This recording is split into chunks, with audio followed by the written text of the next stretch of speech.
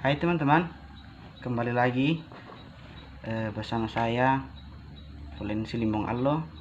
Selamat berjumpa lagi di pertemuan kita kali ini. Nah, pertemuan sebelumnya kita sudah membahas tentang kubus, luas permukaan kubus, dan mengenal lebih jauh tentang bagaimana mencari luas sebuah daerah. Nah, untuk selanjutnya, sama halnya dengan kubus, kita akan mencari luas permukaan pada bangun prisma, bangun ruang prisma, seperti apa bentuknya dan bagaimana mencari luas permukaannya. Kita akan belajar bersama-sama. Nah, sebelum lanjut, alangkah baiknya teman-teman memakai headset kah atau semacamnya agar pendengar lebih baik, atau mungkin volumenya distabilkan. Ya, tanpa buang-buang waktu, mari kita mulai mengenal prisma.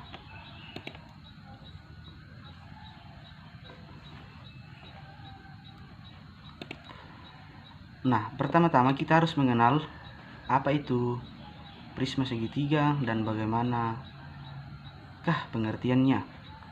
Di sini teman-teman bisa baca prisma segitiga yaitu bangun ruang yang memiliki alas dan atap berbentuk segitiga. Ya, dari namanya saja prisma segitiga ya. Jadi alasnya dan atapnya katanya itu berbentuk segitiga dan sama besar atau kongruen. Kita sudah pelajari sebelumnya di kubus, sisi kubus itu juga sama besar, kongruen. Dan di prisma, sisi tegaknya atau selimut prisma memiliki bentuk persegi atau persegi panjang. Jadi selimut prisma itu berbentuk persegi atau persegi panjang. Kita bisa lihat di sini. Nah, misalnya di sini gambar ini menunjukkan gambar prisma segitiga ya. Jadi di sini ada atap penutup dan di sini ada alas, dan keduanya itu berbentuk segitiga sama kaki ya, yang sama, dan memiliki selimut. Inilah yang memiliki selimut berbentuk persegi. Gambar prisma di sini berbentuk persegi ya. Nah, prisma segitiga ini bisa terbentuk dari 1/2 atau setengah potongan dari kubus ataupun balok. Jadi proses terbentuknya prisma ini ternyata itu bagi dua dari kubus atau balok. Nah, kalian dapat melihat di sini proses terbentuknya ternyata seperti itu.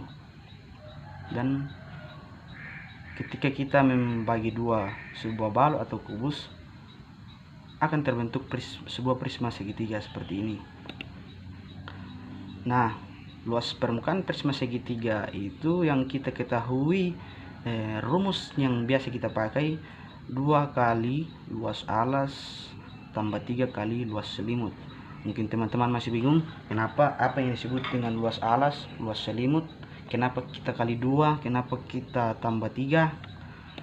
Kita akan buktikan bersama-sama. Kita akan bongkar bagaimana bila prisma segitiga ini kita buka. Mari kita lanjutkan.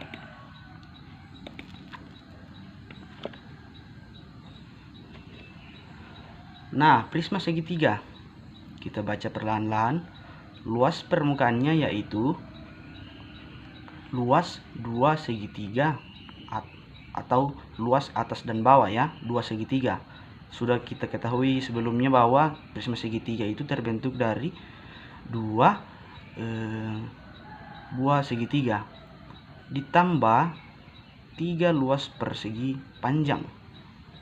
Maka rumus yang kita pakai biasa itu bentuknya seperti tadi, luas permukaan prisma 2 dikali luas alas tambah luas selimut.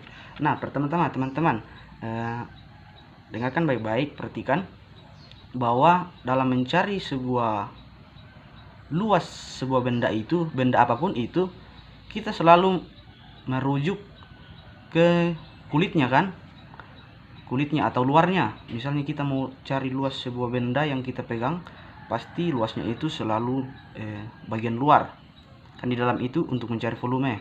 Nah, bagian luar ini selalu berhubungan dengan bentuknya seperti apa, kemudian kita ukur, baru kita bisa mengetahui luas benda tersebut. Nah, sama halnya dengan prisma dan kubus yang sebelumnya kita pelajari.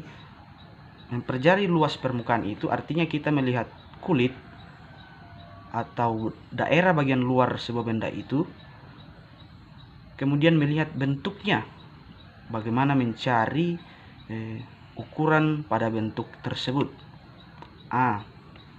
Kali ini kita belajar di prisma, kita sudah mengetahui bahwa prisma itu ternyata terbentuk dari dua buah segitiga, yaitu untuk alas dan penutup, dan di sampingnya itu dikelilingi oleh tiga bentuk benda berupa persegi ataupun persegi panjang. Jadi itu proses terbentuknya. Misalnya kita akan pertama mencari luas alasnya.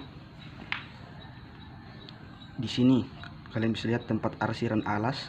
Misalnya kita pisahkan, ini alas, kemudian ada penutupnya di atas. Nah, itulah yang dikatakan di rumus sebelumnya bahwa luas permukaan itu 2 kali luas alas. Kenapa 2 kali? Kenapa bukan luas alas kali luas penutup? Karena kita sudah mengetahui sebelumnya bahwa alas dan penutup ini itu kongruen atau sama besar. Makanya kita kali saja dengan luas segitiga, 2 dikali luas segitiga, karena bentuknya sama atau ukurannya sama. Itu khusus untuk prisma segitiga ya teman-teman. Jadi cara pertama untuk mendapatkan sebuah luas pada prisma segitiga, kita mulai dari alas dan penutup. 2 kali luas segitiga. Di rumus yang biasa kita lihat prisma segitiga itu 2 dikali luas alas. Luas alasnya kan bentuk segitiga, alasnya kan bentuk segitiga, penutupnya juga bentuk segitiga. Makanya kita rubah saja menjadi 2 dikali luas segitiga supaya teman-teman bisa memahami. Itulah untuk alas dan penutup. Nah, kenapa di sini tambah 3 luas persegi panjang? Kita akan bahas nanti. Pertama kita akan fokus dulu di luas alasnya. Nanti kita cari kulitnya atau sisi tegaknya. Karena bentuknya segitiga, alasnya dan penutupnya segitiga, maka rumus luas segitiga, untuk mencari sebuah segitiga, kita sudah mengenal dari awal SMP. Kita sudah tahu 1/2 kali alas kali tinggi, sehingga untuk 2 buah segitiga menjadi 2 dikali 1/2 alas kali tinggi. 2 ini kan 2 segitiga. Ini 1/2 alas kali tinggi kan, itu rumus untuk satu segitiga, rumus untuk mencari luas sebuah segitiga. Nah, kita bagi, kita manipulasi sehingga sisa alas dikali tinggi. Jadi untuk luas permukaan yang pertama kita sudah mendapatkan, ternyata kita bisa hanya mengalihkan alas kali tinggi. 2 itu kita tiadakan untuk mengetahui bahwa alas dan tutup itu sama atau kongruen atau sama besar, kecuali pada soal misalnya kalian mendapatkan alasnya berbeda dengan penutup. Nah, itu lain hal lagi teman-teman. Tapi khusus untuk prisma segitiga, alas dan penutup itu sudah kongruen. Jadi pertama lihat di bawah. Jadi mencari luas alas hanya perlu mengalihkan alas dan tinggi pada salah satu segitiga. Karena ukurannya sama, kita hanya perlu mengukur alas atau penutupnya, terserah teman-teman. Kesimpulan pertama kita dapat bahwa luas permukaan yang kita tahu biasa kita pakai rumus luas permukaan prisma itu 2 kali luas alas. Kita sudah mengetahui bahwa 2 kali luas alas kita dapat dari alas dan penutup yang kongruen. Makanya kita kali 2 untuk alas dan tinggi pada segitiga. Sampai di sini mungkin teman-teman sudah paham atau kurang paham. Nanti selanjutnya kalian kirim di komentar. Karena sebelumnya kita sudah mengenal luas alas, kita tinggal mencari luas selimut pada prisma, yaitu 3 kali luas persegi panjang, ataupun ini bisa menjadi luas persegi ya teman-teman, tergantung dari bentuk prisma segitiga tersebut. Karena biasa ada prisma segitiga yang selimutnya atau dinding-dindingnya itu memakai persegi dan ada yang memakai persegi panjang. Kebetulan misalnya kita pakai luas persegi panjang. Kenapa dikali 3? Kenapa luas persegi panjang? Karena misalkan kita mempunyai prisma seperti ini. Ini prisma segitiga ya, sama halnya dengan yang tadi. Kita sudah mengetahui, perhatikan kursornya. Kita sudah mengetahui tadi alas dan penutup ini sama. Kita sudah mendapatkan 2 dikali luas alas segitiga, karena bentuknya segitiga. Nah, untuk sisi-sisinya, sisi tegaknya, selimutnya kita buka seperti ini, maka akan muncul 3 bentuk persegi panjang. Terdiri dari 3 bangun persegi panjang yang kongruen atau semuanya sama besar.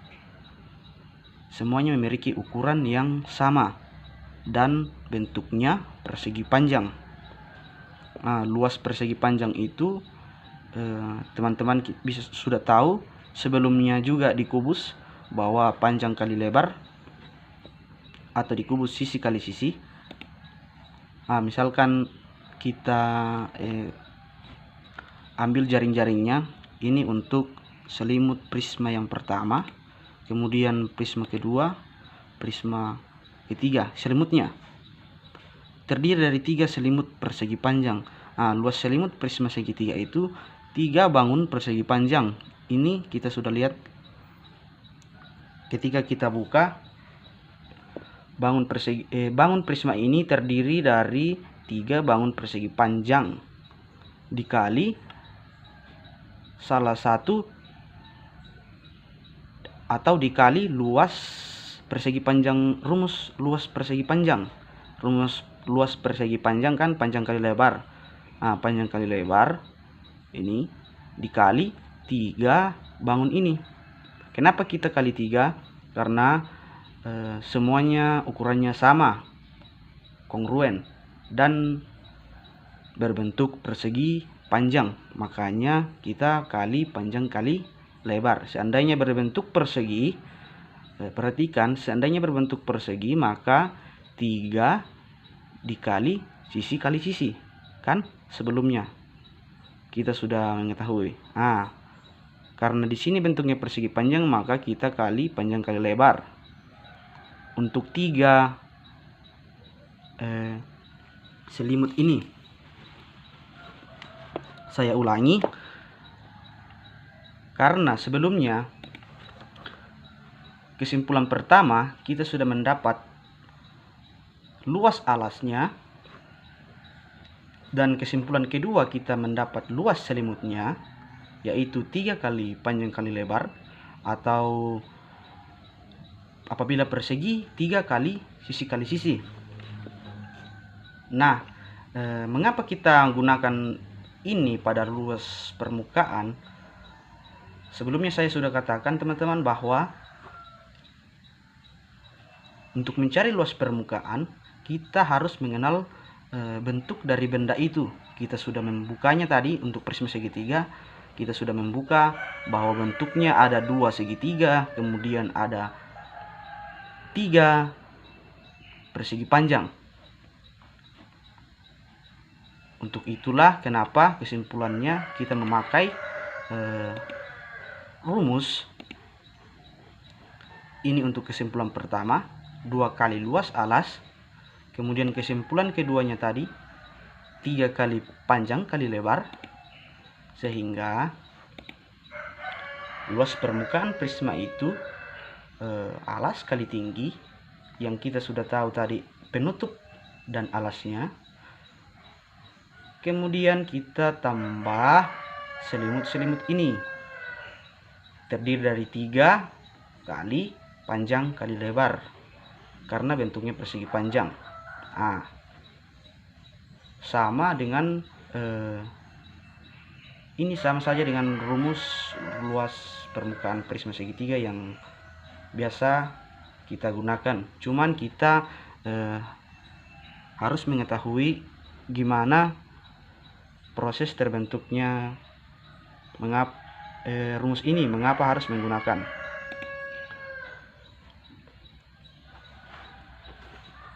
Jadi sampai di sini kita dapat mencari luas permukaan prisma segitiga dengan bentuk selimut atau sisi persegi panjang. Nah, kita akan ke contoh soal supaya lebih memahami.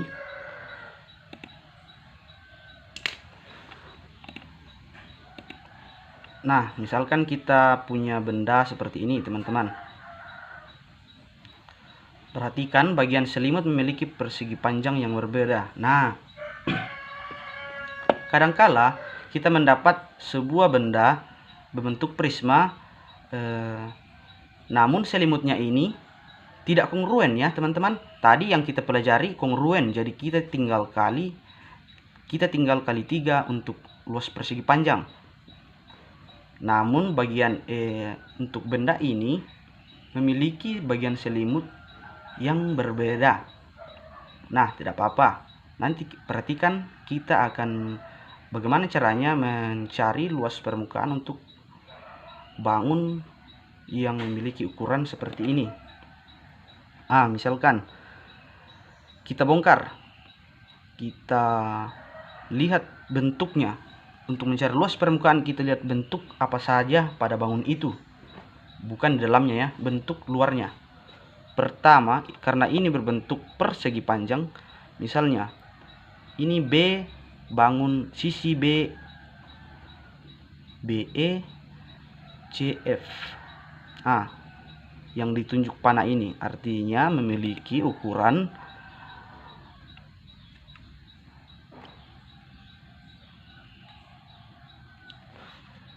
panjangnya 9. Perhatikan kursornya, kemudian lebarnya 10 kan. CKF 10 itu 90 cm. Mengapa kita buat seperti ini? Karena mereka semuanya sisi-sisi yang ada pada prisma ini, ketiga sisi ini memiliki ukuran yang berbeda. Seandainya ukurannya semua sama, kita tidak perlu membagi-bagi semua sisi pada prisma ini.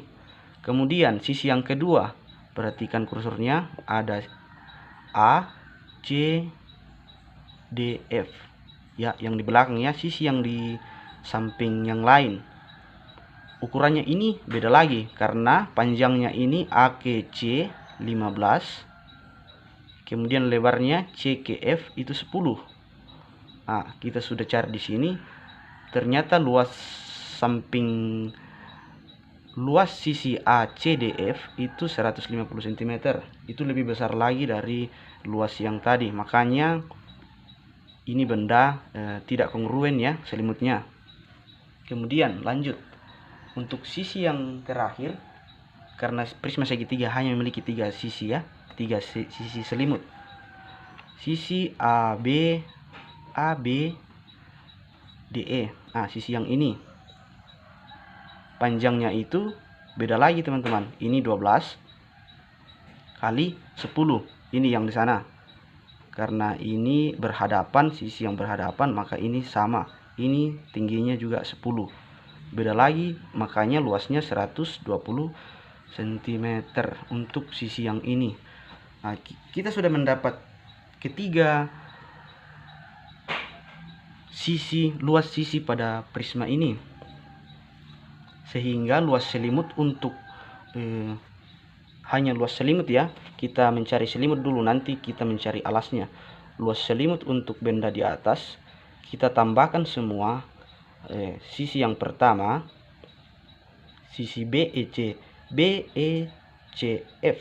ada 90, ditambah sisi yang kedua 150 cm, dan kemudian sisi yang ketiga 120. Kita tambahkan saja semuanya sehingga luas untuk selimut bangun di atas ada 360 cm kuadrat. Nah, mengapa kita tambah begini beda dengan rumus yang sebelumnya? Karena ingat, prisma ini, bangun prisma yang kita cari ini memiliki selimut yang berbeda ukurannya, ada yang besar, ada yang kecil, tidak kongruen atau tidak sama besar. Nah, setelah kita cari luas selimut, kemudian luas alasnya dan penutupnya. Misalnya kan kita bagi lagi